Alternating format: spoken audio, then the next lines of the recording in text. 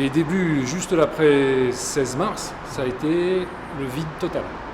Pas un client, pas un appel téléphonique, ça a duré 3 semaines. Le 14 mars, zéro de chez zéro. On avait des plantes, on avait des fleurs, bon c'était en début de semaine donc ça a été, il y a eu moins de pertes parce que moi j'avais pas énormément chargé ce jour-là, heureusement. Le confinement est arrivé début de saison, c'est-à-dire où tous les restaurateurs commencent à travailler, les terrasses sortent à partir du mois de mars parce qu'il fait beau. On était en pleine saison, ça a été un choc.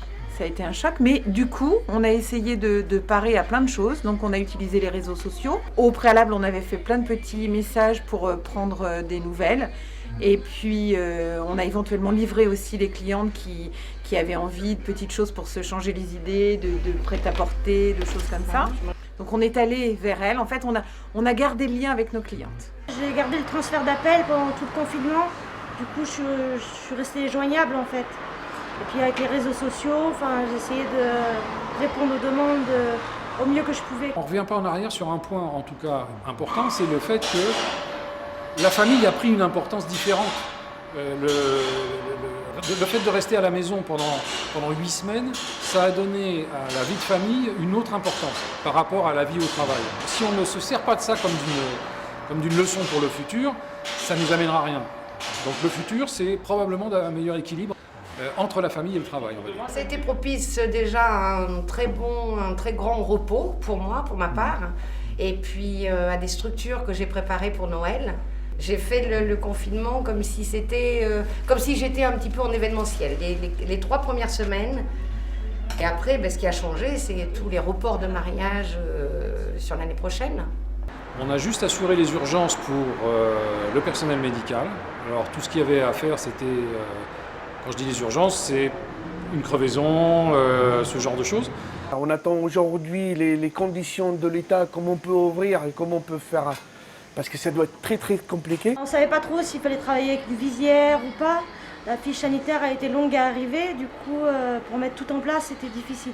Il a fallu avant toute chose, avant de pouvoir ouvrir, avoir à disposition tous les moyens de protection à la fois pour le personnel et pour les clients. Il a fallu avoir un peu d'imagination aussi parce qu'on a un magasin qui est assez contraint, qui est assez exigu à certains endroits, donc créer un sens de circulation. On oblige les gens à avoir un masque pour venir, on leur oblige à se laver les mains avec du liquide hydroalcoolique.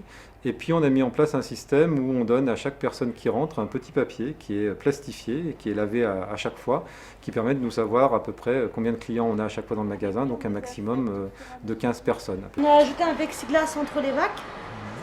On a acheté des visières, des masques, des désinfection du bac, des fauteuils, de la tablette, de tout, les brosses, les ciseaux, tout ce que j'ai utilisé pour la cliente. J'ai 10 minutes à peu près entre chaque client pour bien désinfecter. C'est grâce à mon personnel que j'ai ouvert aujourd'hui. Il m'appelait souvent pour dire au moins on fait les emporter. On a diminué la carte un petit peu, on a fait des pizzas. On propose des pâtes, beaucoup de pâtes, beaucoup de lasagne. Emporter, livraison moi-même. Pour que les clients ne payent pas les surplus de la livraison aussi. On apprend aujourd'hui à faire des réseaux sociaux, malgré que ce n'est pas notre métier. Mais on est obligé de faire montrer aux gens parce que ça marche comme ça aujourd'hui. Maintenant, je travaille devant les gens et je fais beaucoup de livraisons et les gens rentrent un par un dans mon magasin. L'activité est bien repartie, très bien repartie. En plus, on va se diversifier puisque maintenant on va ouvrir une activité, la même activité mais pour les 2 roues. Ça aussi, c'est une réflexion que je menais depuis un moment, mais le confinement a permis d'accélérer les choses. Pour un commerce de centre-ville, il faut pouvoir rendre un maximum de services. Le commerce indépendant va peut-être s'épanouir davantage parce que on utilise des gestes barrières, on a le lien, le contact avec nos clientes et on les respecte. Et je pense qu'elles sont tout à fait conscientes de ça. Ça y est, on est reparti.